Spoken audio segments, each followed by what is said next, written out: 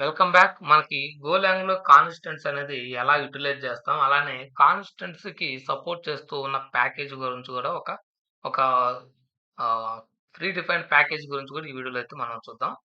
So, constant అంటే ఏంటి? So, constants are immutable values అన్నమాట. సో, కాన్స్టెంట్స్ అనేది మనం డిక్లేర్ చేసినప్పుడు ఏదైతే వాల్యూ ప్రొవైడ్ చేసామో, ఆ వాల్యూని మళ్ళీ మనం అప్లికేషన్ ఎగ్జిక్యూషన్ జరిగేటప్పుడు దాన్ని చేంజ్ చేయలేమన్నమాట. సో, అట్లాంటి వేరియబుల్స్‌ని మనం కాన్స్టెంట్స్ అంటాం. సో, జనరల్‌గా కాన్స్టెంట్స్ ఎందుకు ప్రొవైడ్ చేస్తారంటే, అప్లికేషన్ నేమ్స్ గాని, ఏదన్నా కాన్ఫిగరేషన్ కోసం గాని, ఇట్లాంటి వాటి కోసం మనం కాన్స్టెంట్స్ అయితే ప్రొవైడ్ చేస్తామన్నమాట. Pi value. So, pi value అనేది స్టాండర్డ్‌గా ఉంటుంది. మార్చం కాబట్టి అట్లాంటి వాల్యూస్‌ని కూడా మనం కాన్స్టెంట్‌గా వాడుతూ ఉంటాం అన్నమాట. So, constants are immutable values that are known at compile time and cannot be changed during the execution of the program. So, కాన్స్టెంట్‌లో ఉన్న వాల్యూ అనేది కంపైల్ టైమ్‌లోనే తెలుస్తుంది. రన్ టైమ్‌లో దాని వాల్యూ అనేది చేంజ్ అవ్వదన్నమాట. So, constants are typically used to represent the values that are not expected to change. So, constants అనేది ఏదైతే వేరియబుల్‌లో వాల్యూ మీరు చేంజ్ చేయకుండా ఉండాలనుకుంటారో అట్లాంటి వాటిని డిక్లేర్ చేయడానికి కాన్స్టెంట్ వేరియబుల్స్ అనేది యూజ్ చేస్తామన్నమాట.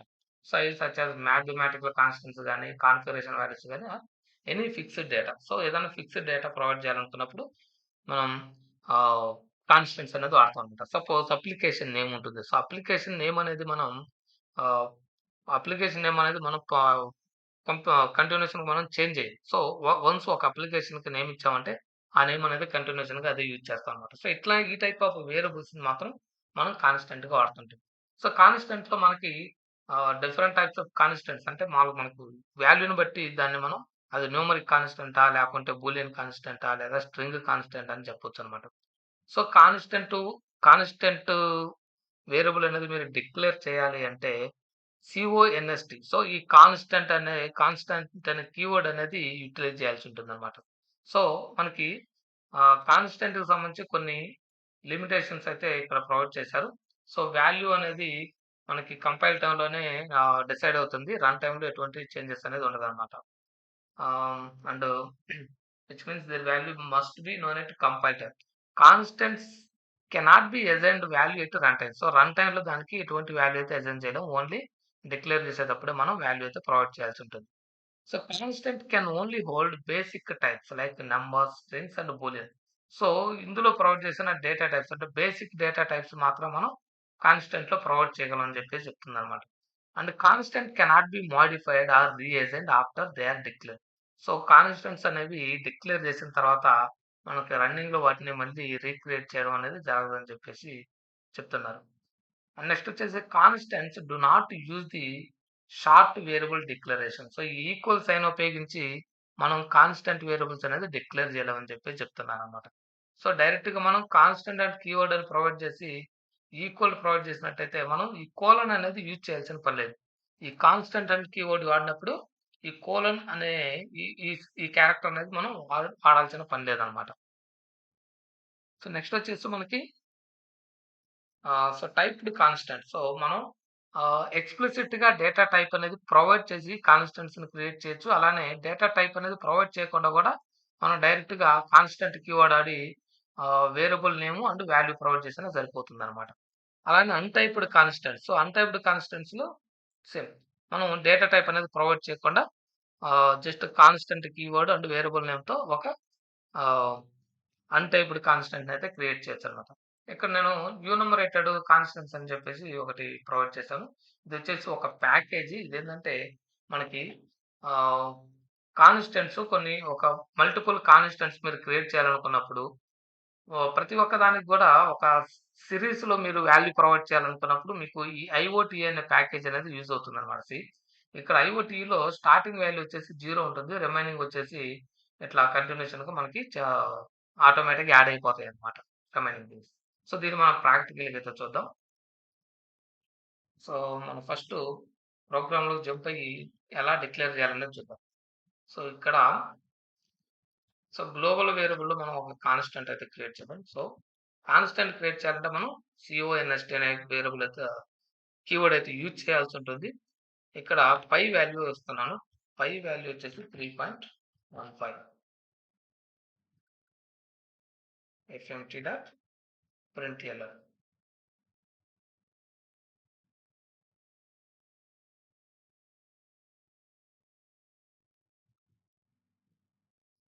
సో, ఈ విధంగా మనం ఒక కాన్స్టెంట్‌నయితే క్రియేట్ చేయొచ్చు. ఇదొచ్చేసి ఫ్లోటింగ్ పాయింట్ కాన్స్టెంట్ అనమాట.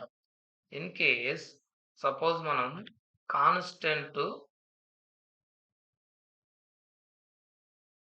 యాప్ నేమ్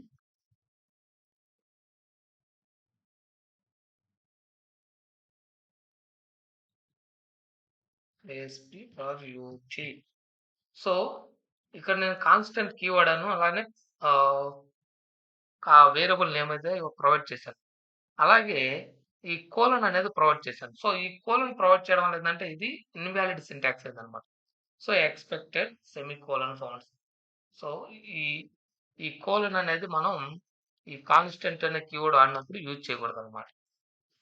సో, ఇక్కడ మనం ఆహ్, ఎటువంటి డేటా టైప్ కూడా ప్రొవైడ్ చేయలేదు. వీటిని అన్‌టైప్డ్ కాన్స్టెంట్స్ అని కూడా అంటారు.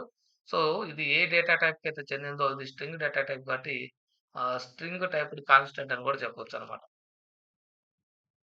అండ్ నెక్స్ట్ వచ్చేసి మనకి what is available. So, typed constant. So, typed కాన్స్టెంట్‌కి మనం డేటా టైప్ అనేది ప్రొవైడ్ చేస్తామనమాట. సో, డేటా టైప్ అనేది ప్రొవైడ్ చేస్తాం. సో, ఈ డేటా టైప్ ప్రొవైడ్ చేసిందాన్ని టైప్డ్ కాన్స్టెంట్ అంటాం. ఇక్కడ డేటా టైప్ ప్రొవైడ్ చేయలేదు కాబట్టి వీటిని అన్‌టైప్డ్ కాన్స్టెంట్ అంటాం. సో, కాన్స్టెంట్ కీవర్డ్ అన్నప్పుడు మనం వార్ కీవర్డ్ కూడా యూజ్ చేయాల్సిన పని లేదనమాట. నెక్స్ట్ మనకి అన్‌టైప్డ్ కాన్స్టెంట్‌లో మనం అన్‌టైప్డ్ కాన్స్టెంట్స్ ఆల్రెడీ ప్రొవైడ్ చేసాం. ఎటువంటి డేటా టైప్ అనేది ప్రొవైడ్ చేయకుండా ఒక కాన్స్టెంట్‌ని అయితే మనం డిక్లేర్ చేసాం. అండ్ నెక్స్ట్ వచ్చేసి మనం ఇక్కడ ఓన్లీ గ్లోబల్ వేరియబుల్స్ డిక్లేర్ చేసాం కదా! అట్ ది సేమ్ టైమ్ మనం వీటిని లోకల్ వేరియబుల్స్ కూడా క్రియేట్ చేయొచ్చనమాట. అంటే ఓన్లీ ఈ ఫంక్షన్ బ్లాక్‌లో మాత్రమే ఇవి కాన్స్టెంట్స్ వర్క్ అయ్యే విధంగా మనం ప్రొవైడ్ చేయొచ్చనమాట.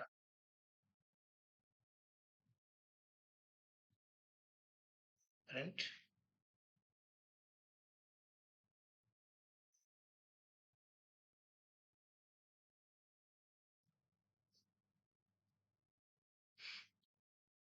సి మనం డిక్లేర్ చేసిన 3 వేరియబుల్స్ కూడా ప్రింట్ చేసాం.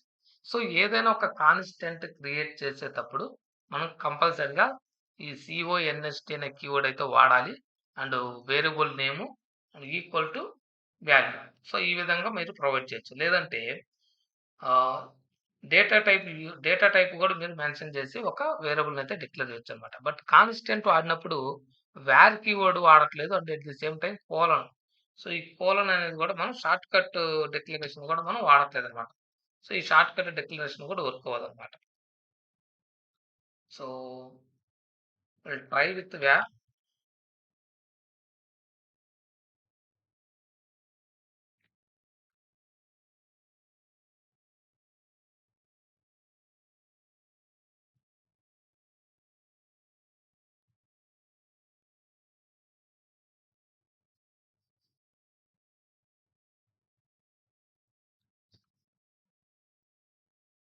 సో, మనకి ఈ టైప్ ఆఫ్ సింటాక్స్ అయితే అలౌ చేయట్లేదు.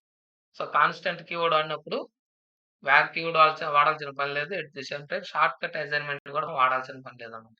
సో, ఈ విధంగా అయితే మనం కాన్స్టెంట్స్ అయితే డిక్లేర్ చేయొచ్చు. Let's see the other option. So, enumerated constants. So, enumerated constants అనేవి ఎలా వాడాలనేది చూద్దాం. సో, ఇక్కడ మల్టిపుల్ కాన్స్టెంట్స్. సో,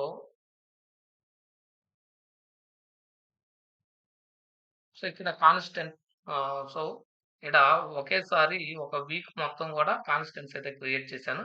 సో, దీన్ని ప్రింట్ చేసినట్టయితే మనకి ఏమవుతుందనేది చూద్దాం.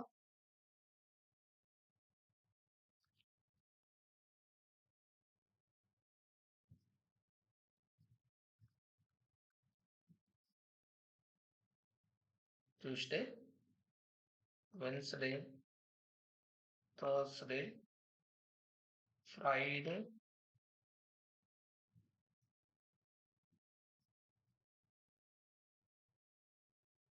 Saturday and Sunday. సో, అన్నిటిని కూడా ప్రింట్ చేసి చూద్దాం. ఇక్కడ ఓన్లీ మధ్యలో ఐఓటీఏ అని ఒకటి ప్రొవైడ్ చేశారు. సో, ఈ ఐఓటీఏ అనేది ఇది మనకి గోలాంగ్‌లో ఉన్న ఒక ప్రీ డిఫైన్డ్ ప్యాకేజ్ అన్నమాట. సో, ఈ ప్యాకేజ్ ఏం చేస్తదంటే, మనం ఇక్కడ కాన్స్టెంట్‌లో ఇందులో మనకి 0తో స్టార్ట్ అవుతుంది. సో, ఈ 0తో స్టార్ట్ అయ్యి రిమైనింగ్ అన్నిటికి కూడా ఒక వాల్యూ ఇంక్రిమెంట్ అవుతూ అసైన్ అవుతుందన్నమాట. సో, ఇప్పుడు ప్రింట్ చేసినట్టయితే మనకి మండే అనేది 1 ప్రింట్ అవుతుంది. అండ్ ట్యూస్‌డే అనేది 2 ప్రింట్ అవుతుందన్నమాట. సో, ఆ విధంగా ఇంక్రిమెంట్ అవుతూ పోతుంది చూడండి.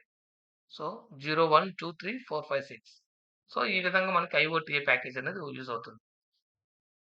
నెక్స్ట్ ఇన్ కేస్ మీరు 0 నుంచే కాదు, వేరే వాల్యూస్ నుంచి కూడా మీరు వేరే వాల్యూ నుంచి కూడా స్టార్ట్ చేయొచ్చన్నమాట. ఇన్ కేస్ 100 నుంచి స్టార్ట్ చేయాలనుకుంటారనుకోండి.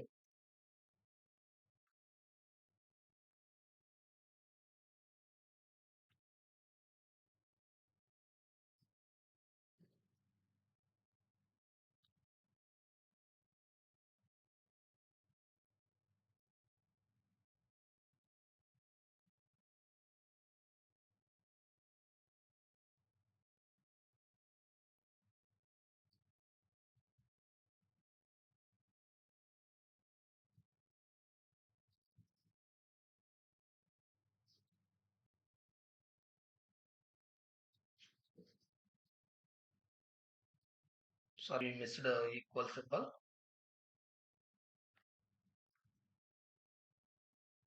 సో, ఈ లెస్ దెన్ అనేది మనం చానెల్స్‌లో యూజ్ చేస్తామన్నమాట. సో, ఇది కరెక్ట్ సింబల్. ఇప్పుడు మనకి 100 నుంచి స్టార్ట్ అవుతుంది. సో, 100 నుంచి స్టార్ట్ అయ్యి ఇంక్రిమెంట్ అవుతూ పోతుందన్నమాట. సో, రన్ చేసినట్టయితే 100 నుంచి స్టార్ట్ అవుతూ ప్రింట్ అవుతుందన్నమాట. See 100, 200, 400 how Monday, Tuesday, Wednesday.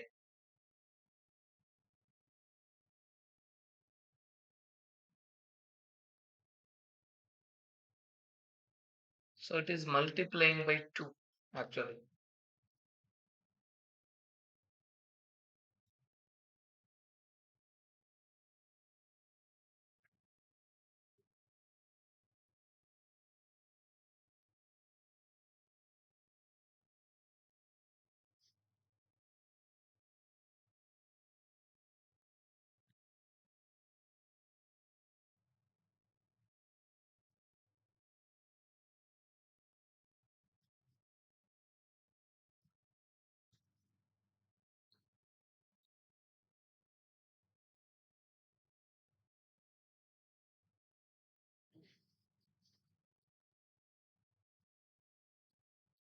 So, it is multiplying by 2 actually.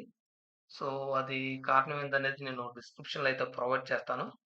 So, జనరల్‌గా మనకి ఈ ప్యాకేజీలో ప్రొవైడ్ చేసిన డీటెయిల్స్ అయితే ఇక వితౌట్ ఈక్వల్ అనేది ప్రొవైడ్ చేశారు. సో, దీనికి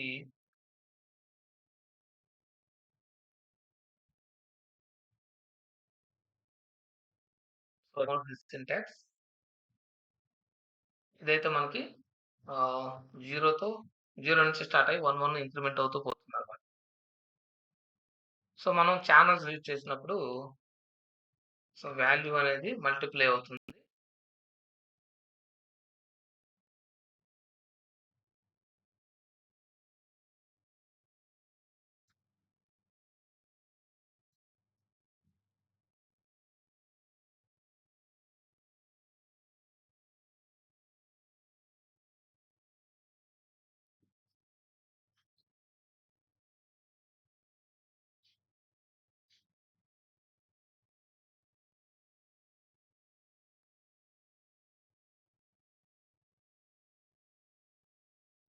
సో, ఏదన్నా వాల్యూ ప్రొవైడ్ చేసినప్పుడు అది మల్టిప్లై అవుతూ వెళ్తుందనమాట. సో, దీనికి ఏ ఫంక్షన్ యాక్టివేట్ అయింది, ఏ చానెల్ యాక్టివేట్ అయిందనేది నేను మళ్ళీ ఒకసారి ప్యాకేజ్‌లో గో త్రూ ఎళ్లి చూస్తాను. సో, మీరు గాని ఫైండ్ ఔట్ చేసినట్టయితే మీరు గూడా కామెంట్ బాక్స్‌లో అయితే ప్రొవైడ్ చేయండి.